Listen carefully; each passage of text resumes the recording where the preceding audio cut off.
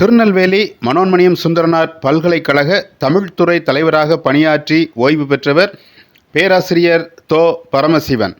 பண்பாட்டு ஆய்வாளரான இவரிடம் 2012ஆம் ஆண்டு எடுக்கப்பட்ட ஒரு நேர்காணல் அவரது புத்தகத்தில் இடம்பெற்றுள்ளது.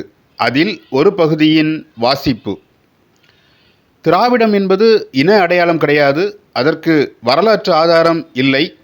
அறிவியல் அடிப்படை அற்றது என ஒரு வாதம் வைக்கப்படுகிறது.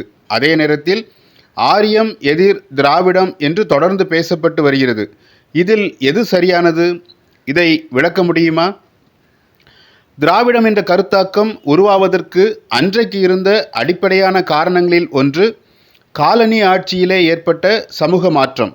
அதைவிட தமிழ், தெலுங்கு, கன்னடம், மலையாளம் மாநிலங்களுக்கு இடையே அடிப்படையிலேயே கலாச்சார ஒற்றுமை கூறுகள் உண்டு என்பதை மறந்துவிடக்கூடாது.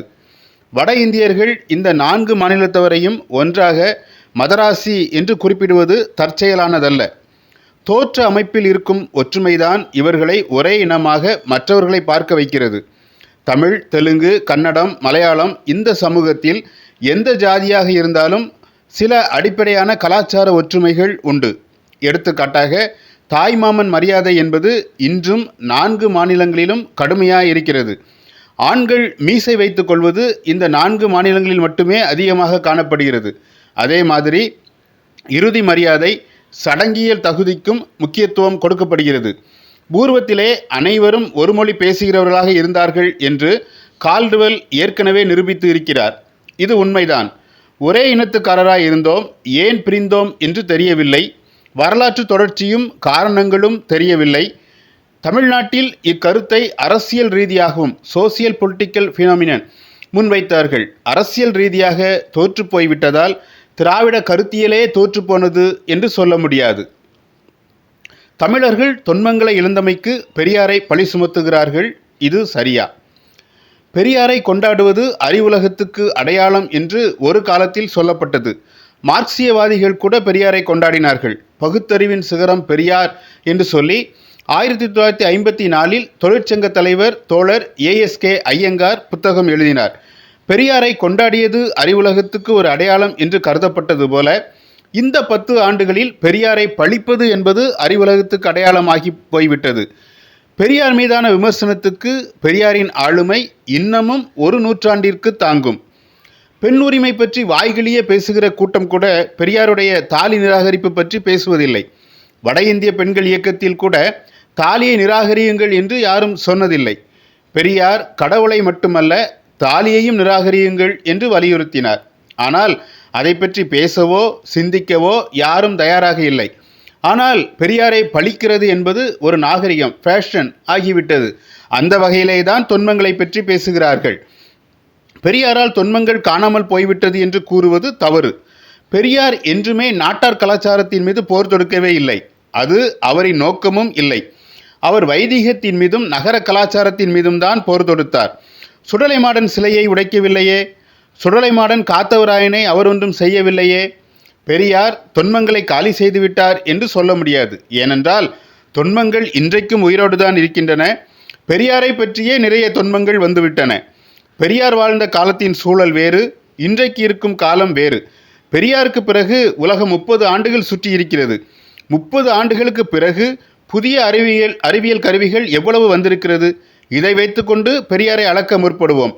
பெரியாருக்கு அப்புறம் பெண்களின் வாழ்க்கை தரம் உயர்ந்து இருக்கிறது. பெரியாரே இருந்தால் இன்றைய பெண்கள் அடைந்திருக்கும் வளர்ச்சியை கண்டு மகிழ்ச்சி அடைவார். பெண்கள் இல்லை என்றால் உலகம் இல்லை என்று நம்புகிறார்கள்.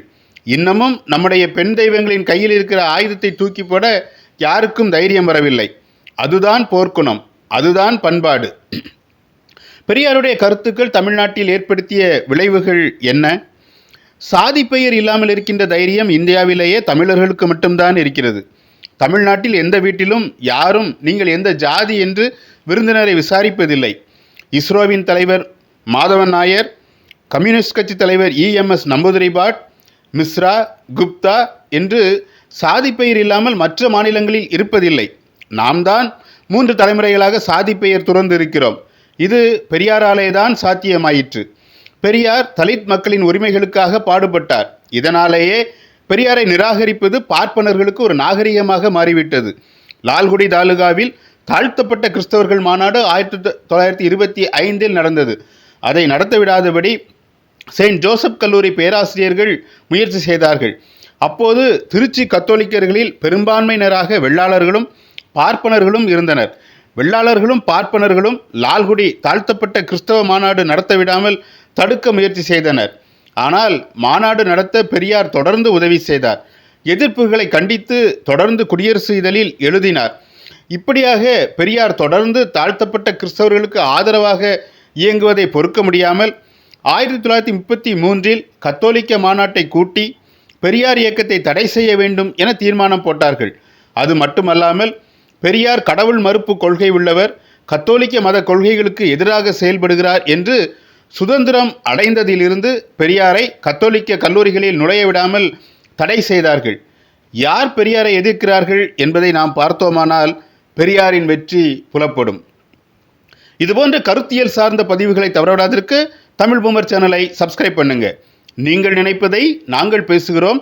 இந்த வீடியோவை லைக் பண்ணுங்க, ஷேர் பண்ணுங்க, உங்க கருத்தை கமெண்ட் பண்ணுங்க.